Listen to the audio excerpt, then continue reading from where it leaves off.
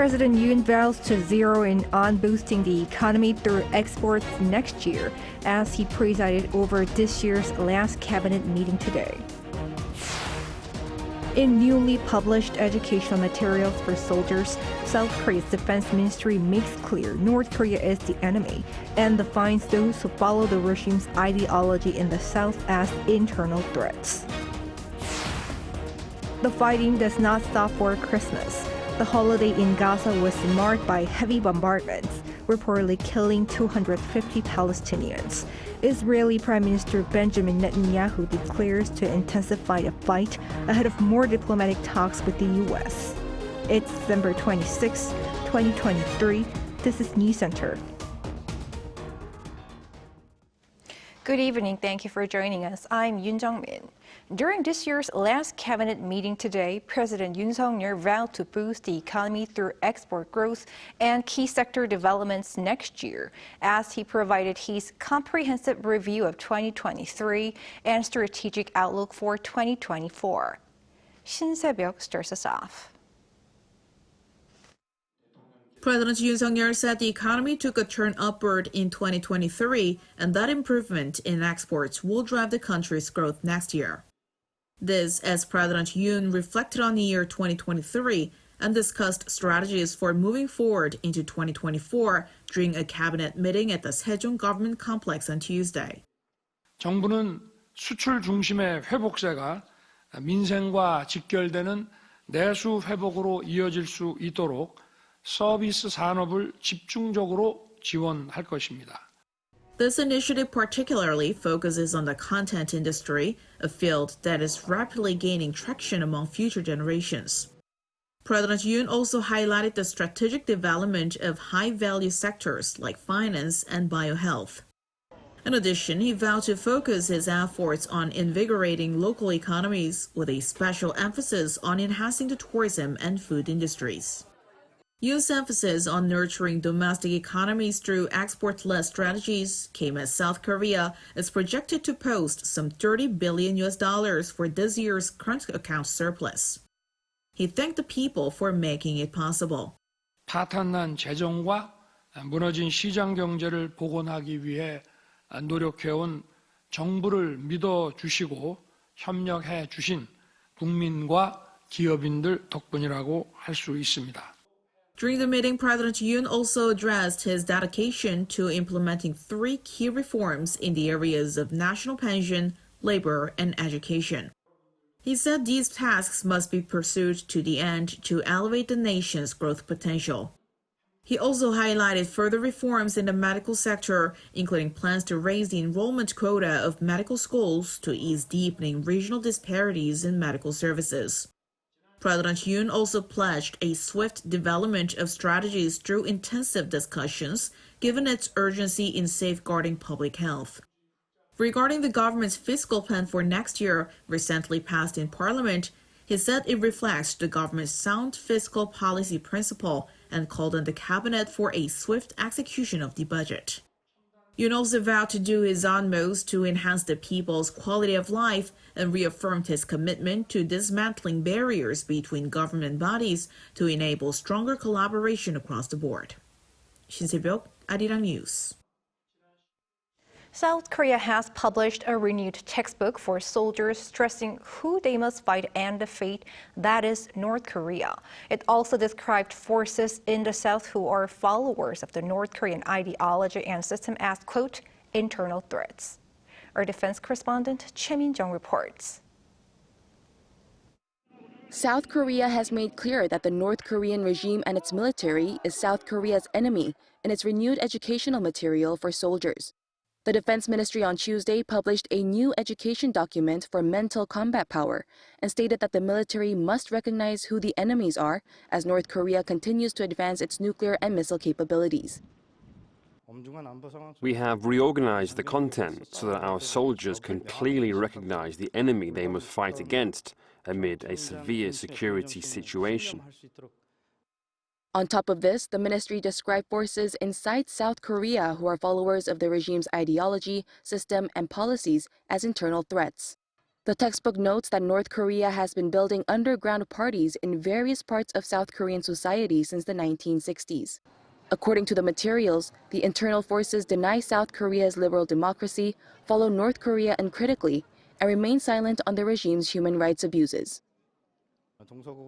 Throughout time, we have seen many historical examples and lessons that a country's crisis often starts from within, not from outside. So we should let this be a good lesson. The textbook is renewed every 5 years, and the latest version is being distributed to soldiers until the end of this month for use starting next year. Compared to the previous Moon administration, which stressed reconciliation and cooperation with North Korea, the renewed edition under the current Yoon administration appears to have taken a much more hardline approach in response to the regime's evolving threats. Choi Min-jang, Arirang News. Across the border, North Korea is scheduled to host a key policy direction meeting this week as it wraps up the year 2023. This amid international concerns over its weapons ambitions. Park Go-nu has more on what message the regime could send towards Seoul and Washington. North Korea is expected to convene a key party meeting during this week to review policies for this year and set policy goals for 2024. That was reported back on December 1st by North Korea's state media, hinting that a plenary session of the Central Committee of the ruling Workers' Party will be held at the end of the month. The regime has this session at the end of each year, with North Korean leader Kim Jong-un's participation since 2019 to review that year's state policies and set goals for the upcoming year. According to some experts, it is expected that during the session, the North will reaffirm its tough stance against the US and South Korea while seeking to strengthen ties with China and Russia. A North Korea specialist said hostile messages to some countries are possibly expected from Kim. I see no indications that he will strike a reconciliatory tone with either South Korea or the United States. He added that if Kim chooses to speak about international relations, he may speak about its strong allies, including Russia and China, in order to emphasize the regime as strong friends and is not alone against South Korea in the US. But the expert also said there's a possibility that the North might focus on domestic issues rather than discussing international relations. Experts also think the North could be unveiling plans to strengthen its military capabilities, including the next spy satellite launch timeline, after it successfully launched a satellite this year. So we might see a launch, for example, around the birth dates of Kim Jong-il in February or Kim Il-sung in April. But the expert noted there are several factors including technical, atmospheric, and other considerations that affect the exact launch dates. Park Go-nu, Arirang News.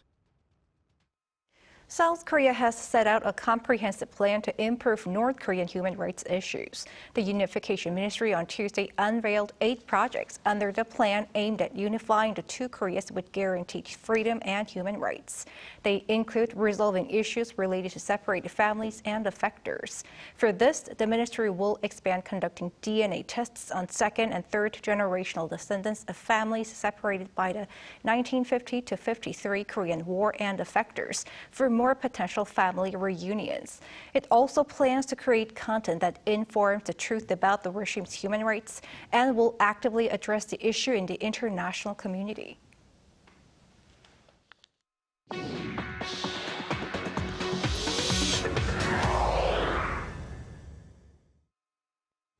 Wrapping up President Yoon's diplomacy in the global arena this year, we are joined by our presidential correspondent, Woo Soo-young, to highlight major achievements made by the South Korean leader. Thanks for joining us, Soo-young. Pleasure to be here, Jong-min. So perhaps it would be no exaggeration to say this year was all about diplomacy for the president. I understand you have some key words for the major takeaway. What's the first one? Well, the first keyword I would give you is alliance, and that's, of course, pertaining to the South Korea-US alliance, which is military-based, based on the Mutual Defense Treaty signed 70 years ago. This became a global comprehensive strategic alliance, broadening the scope of cooperation to areas like tech, climate, energy, and more. Now, this came as Presidents Yoon and Joe Biden announced the Washington Declaration in April after their summit in D.C. Amid North Korea's growing nuclear threat, this really set out new measures to boost confidence in the US extended deterrence or its policy of supporting its allies under nuclear or traditional attack. And now the declaration that included the creation of the Nuclear Consultative Group, under which the two sides will discuss and develop joint nuclear response guidelines to a potential North Korean nuclear strike. The document also marked a major step towards the Camp David trilateral agreements with Japan in mid-August. And so we hear increasingly about the trilateral cooperation. That's right. So taking security ties to the next level with the US really required strengthening relations with Japan as well, which of course is another key US ally in East Asia. The two neighbours' relations have been fraught with disputes over the decades, given Japan's wartime atrocities during its imperial rule of Korea.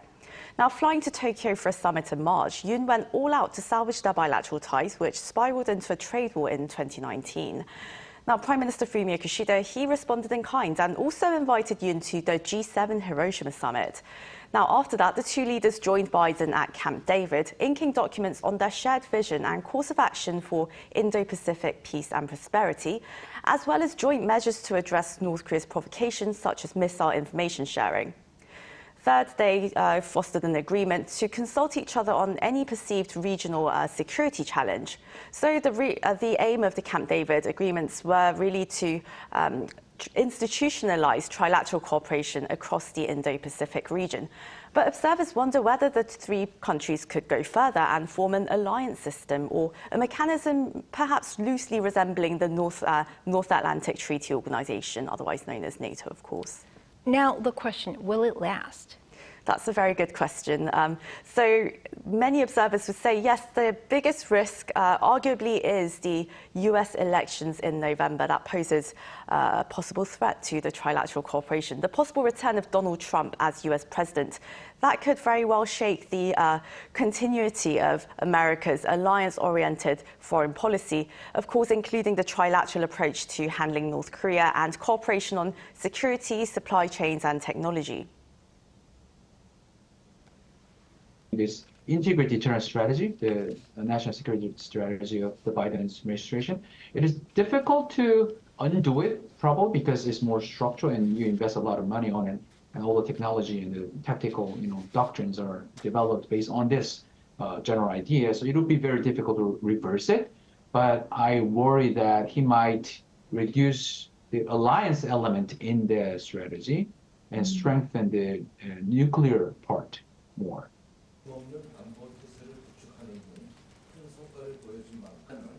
Perhaps that's why we saw Yoon instate Cho Tae-yong, his current national security advisor, known for his deep knowledge and familiarity with US affairs.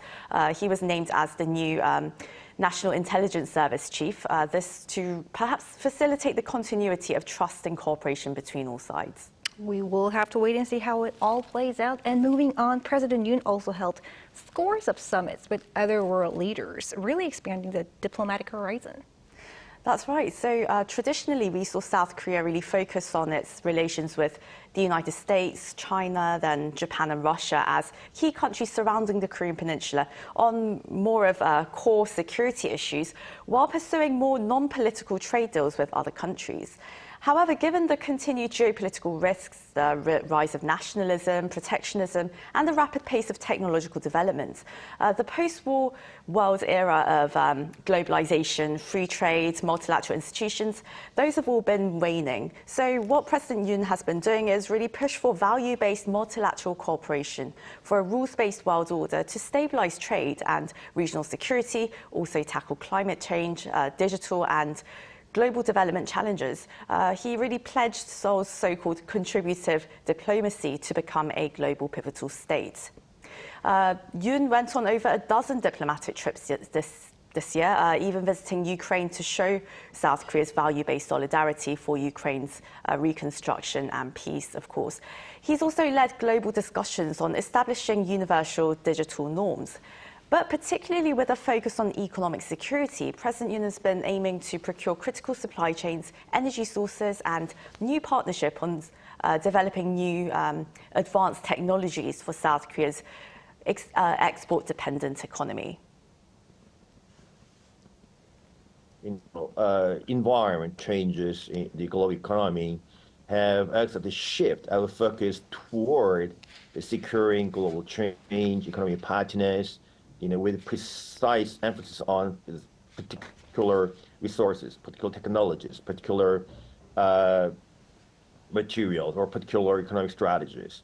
So, yeah, I mean, here are the couple of major reasons for this change, as I already said, the COVID-19 and the economic tension between the United States and China. So, yeah, that's why lots of countries have moved toward a very specialized individual partnership, strategic partnership, rather than the general FTA that emphasize on lowering tariffs to encourage free trade. Major deals include the Downing Street Accord with the UK on deepening security and economic ties, including cooperation on quantum technology that could neutralise North Korean missiles.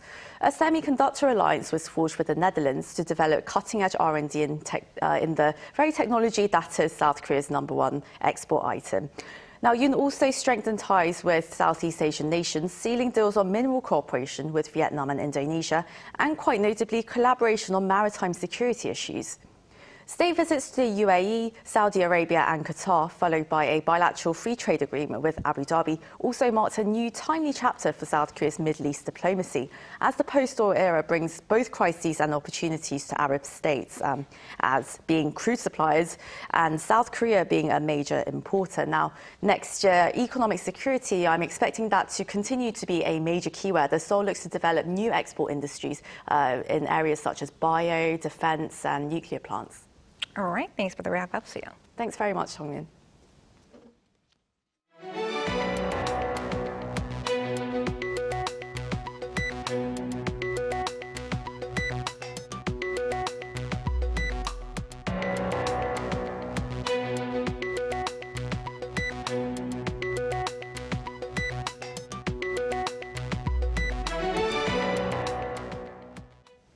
In a nation at war, fighting does not stop for a holiday.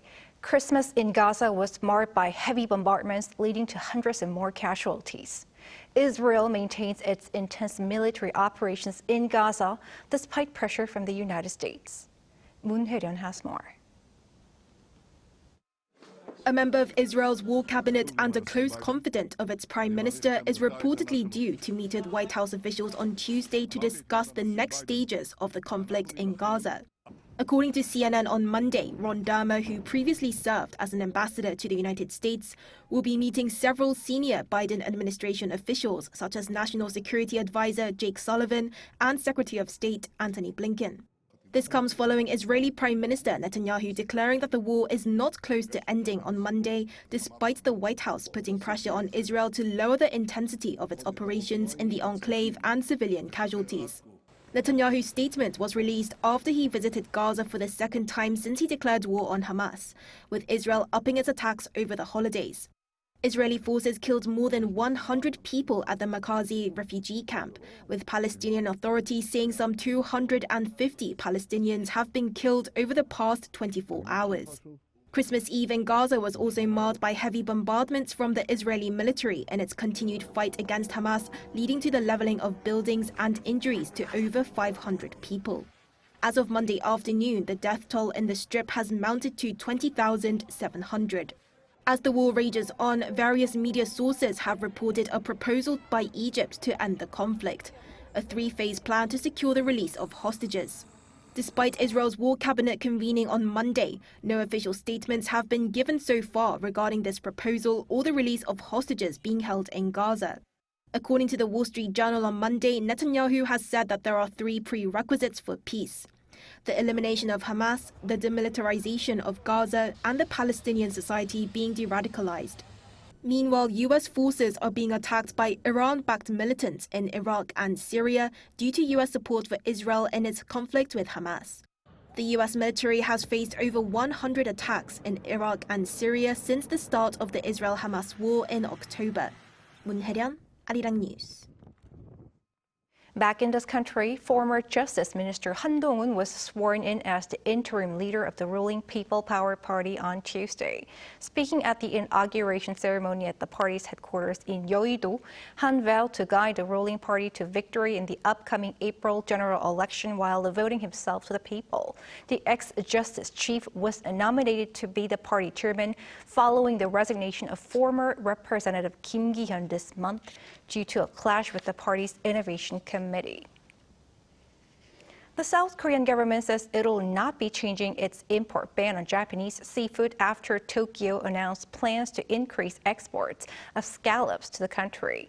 The first vice minister for government policy and coordination, Park Gu-yeon, said on Tuesday this is merely Japan's plan and added the country will continue to conduct radiation testing on imported seafood, including scallops. His remarks come after Kyodo News earlier reported that Japan is seeking to turn South Korea and the European Union into new export markets for scallops amid China's ongoing import ban on Japanese seafood products. South Korea currently bans seafood products originating from 8 prefectures near Fukushima. Artificial intelligence-enabled video surveillance is taking security and sales initiatives here in South Korea to the next level. Shin Ha-young reports. 안전사고가 우려되오니 안전거리를 유지하여 주시길 바랍니다. Suwon City in Gyeonggi-do Province has been putting efforts into crowd management using AI surveillance cameras after the deadly Itaewon crowd crush last year. When AI-powered surveillance cameras detect crowd numbers surpassing a certain level per unit area, they automatically send notifications to this control room. AI cameras directly analyze on-site video instead of using a separate analysis system, making the process faster and cost-effective. During the recent Halloween, they detected a dense crowd on the street. As technology advances, the role of surveillance cameras is expanding beyond simply recording. An AI surveillance camera from Hanwha Vision, South Korea's leading global vision solution company, uses a bat shot feature to detect various attributes such as age groups, gender, color of clothing, and even whether a person is wearing glasses. The collected data is used to extract information on specific situations, saving time, in this case, identifying a man in a red top. Its AI camera provides an immediate response to car accidents and monitors abnormal traffic flow. An AI thermal camera issues an alert when it detects abnormal temperatures in designated objects. By utilizing AI in cutting-edge devices, including a panoramic camera that uses a stitching technique for a wider view, it offers a comprehensive solution for various industries. AI surveillance cameras can spot jaywalkers and give early warning to prevent accidents. They also analyze customer interests and peak hours in retail stores and cafes, offering useful business insights to store owners. To enhance security, all stored data is encrypted from the design stage and videos are stored separately in a so-called trust zone to resist hacking attempts. Security is ensured not only during data processing, but also in certain situations where people are recognized only as shapes with objects visible behind them. The global video surveillance market is on a path of substantial expansion, with an expected valuation of over $62 billion in 2027, according to the global market research firm Statista. Aligned with advancements in AI for surveillance cameras, South Korea plans to replace all government-operated surveillance cameras with AI-equipped ones by 2027 to automatically monitor or detect emergencies around the clock. Shin Ha-young, Arirang News. The Cultural Heritage Administration designated Buan Naesosa Temple's bronze bell, the largest surviving bronze bell from the late Goryeo dynasty, as a national treasure on Tuesday. The agency explained its significance as it allows the study of the precise history and production techniques of the Korean Buddhist temple bell. The bell's status was raised to national treasure after 60 years since it was first designated as treasure in 1963. Meanwhile, 5 other relics, including 2 Silla gold waist belts excavated from different tombs in Gyeongju, were designated as treasures on the same day.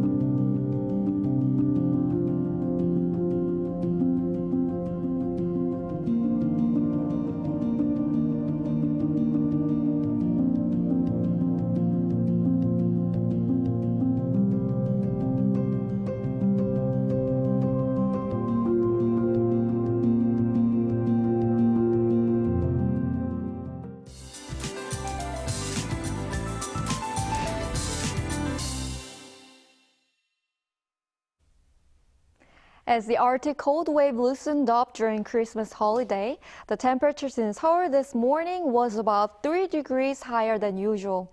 However, fine dust is a problem as the cold recedes. The smoke from overseas flowed in from the afternoon, and the air quality became murky. From tomorrow, the concentration of ultrafine dust will be thicker nationwide. This fine dust is not expected to be easily resolved for the time being. Make sure to wear ultrafine dust masks. These areas are currently under dry spells. In fact, a dry weather advisory is issued for the East Coast. In addition, a strong wind is blowing more than 15 meters per second. Please take extra precautions against wildfires. Tomorrow, Seoul will start off at -3 degrees. Maximum temperatures in Seoul and Chuncheon will reach 6 degrees, Busan 12 degrees Celsius. The temperatures for the week will be similar to today's. It is expected to be rain or snow all over the country again on the weekend. That's all for Korea. Here are the weather conditions around the world.